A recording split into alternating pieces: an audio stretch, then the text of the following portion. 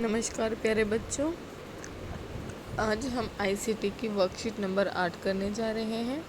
Worksheet करने से पहले सभी बच्चे अपने कॉपी में वर्कशीट का नंबर, अपना नाम, अपना सेक्शन, अपनी क्लास के साथ अपना सेक्शन और अपना रोल नंबर ज़रूर लिखेंगे।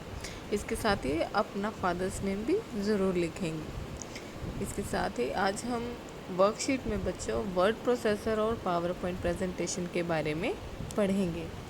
कि हमारा फर्स्ट क्वेश्चन है कि वर्ड प्रोसेसर के बारे में बताएं। बच्चों आपने 6th क्लास में भी पढ़ा था वर्ड प्रोसेसर के बारे में कि वर्ड प्रोसेसर क्या, ये हमारा एक सॉफ्टवेयर है जिसमें हम अपनी जानकारी एक डॉक्यूमेंट के रूप में क्या है सेव कर सकते हैं।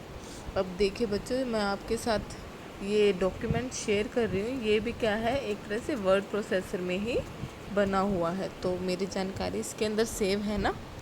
तो ऐसे ही क्या है, हम अपनी जानकारी इसके अंदर सेव कर सकते हैं। ठीक है बच्चों, इसके साथ साथ नेक्स्ट है कि डॉक्यूमेंट में हम ये फ़ॉन्ट नहीं बेटा, ये फ़ॉन्ट है। ठीक है, कि डॉक्यूमेंट में हम फ़ॉन्ट टाइप और फ़ॉन्ट स्टाइल सेट कर सकते हैं। अब आपने देखा होगा कि हर एक चीज़ के लिखने का तरीका अलग होगा। आपने अपने पोस्टर्स देखे हैं, अपनी बुक्स में भी देखा है कि कहीं पे लिखने का कोई स्टाइल है और कहीं पे लिखने का कोई स्टाइल है। तो ये सब हम क्या डॉक्यूमेंट में सेट कर सकते हैं। इसके साथ साथ टेक्स्ट को रंगीन भी कर सकते हैं। देखो अब आप यही डॉक्यूमेंट देख लो, कुछ ये पर्पल है, ये ब्लैक है और ये रेड है। तो ऐसे ही आप अपने टेक्स्ट को क्या है रंगीन भी कर सकते हैं। टेक्स्ट बच्चा वो होता है जो हमने ये शब्द लिखे हुए हैं, ये सारे हमारे क्या है टेक्स्ट ही हैं। ठीक है, नेक्स्ट पॉइंट है कि वर्ड प्रोसेसर में हम क्या पिक्चर्स को भी जोड़ सकते हैं। आप लोगों ने आपकी बुक्स तो देखी होंगी, उनमें बेटा आपके शब्द होते हैं। ठीक है, पैराग्राफ होते हैं जो शब्दों से बने होते हैं। इसके साथ साथ उनके अंदर क्या है फ़ोटोज़ भी ऐड होती हैं।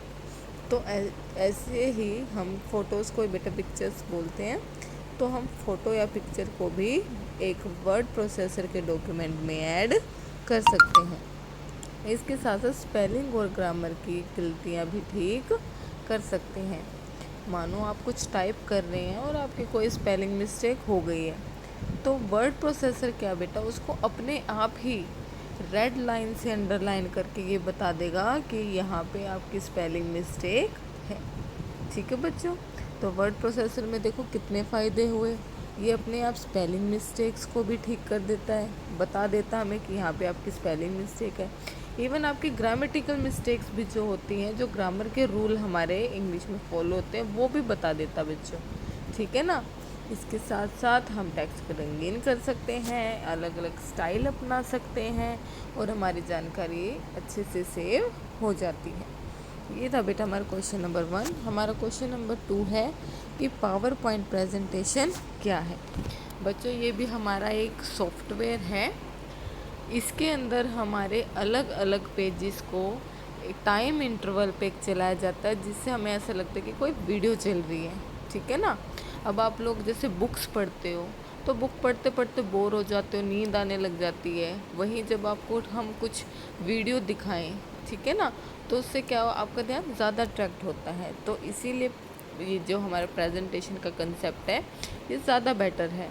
इसमें क्या करते हैं, इसमें भी हम अपनी जानकारी को दूसरों के सामने पेश करते हैं, पर ये हम स्क्रीन पे दिखाते हैं एक के बाद एक।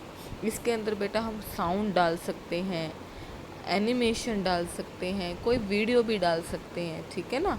तो वर्ड प्रोसेसर से ज़्यादा बेटर हमारा पावर पॉइंट प्रेजेंटेशन सॉफ्टवेयर है, जिसमें हम प्रेजेंटेशन बनाते हैं। इसमें क्या है कि जो हम प्रेजेंटेशन बनाएंगे वो एक टॉपिक से रिलेटेड होगा। तो ये क्या है, ये स्लाइड्स का संग्रह, जैसे हमारे वर्ड प्रोसेसर में डॉक्यूमेंट में पेजेस होते हैं ना, तो ऐसे ही हमारे पावर पॉइंट प्रेजेंटेशन में बेटा स्लाइड्स होती हैं। तो ये क्या है, स्लाइड्स का संग्रह है, क्योंकि एक से ज़्यादा स्लाइड होती हैं जिसमें एक विषय की जानकारी शामिल होती है। ठीक है बच्चों।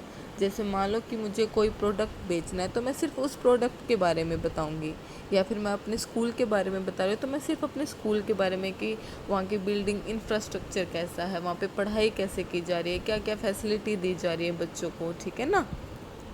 तो एक विषय की ही जानकारी इसमें शामिल होती है। आमतौर पर प्रेजेंटेशन क्या व्यापार, मीटिंग में, प्रशिक्षण यानी कि ट्रेनिंग और शैक्षिक उद्देश्यों के लिए उपयोग की जाती है, ठीक है।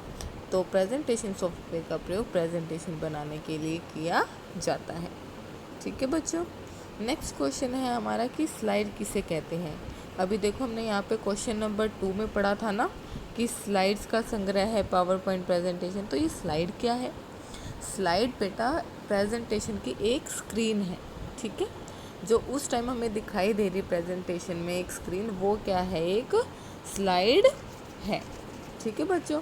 और जो हमारी प्रेजेंटेशन होती है वो बहुत सारी ऐसी स्लाइड से मिलकर बनता है, क्योंकि मैंने बताया ना एक टाइम पे एक स्लाइड देखते हैं, फिर दूसरी आती, फिर तीसरी। तो ऐसे ही हमारे जो प्रेजेंटेशन है वो एक कई सारी स्लाइड से मिलकर बनता है। इसके साथ ही बेटा आप सभी अपने मैम को अपने वर्कशीट करके भेजेंगे, और साथ ही कोरोना चल रहा है तो अपने आप को सुरक्षित रखेंगे, मास्क सैनिटाइज़र का प्रयोग करेंगे और सबसे उचित दूरी बना के रखेंगे। नमस्कार बच्चों।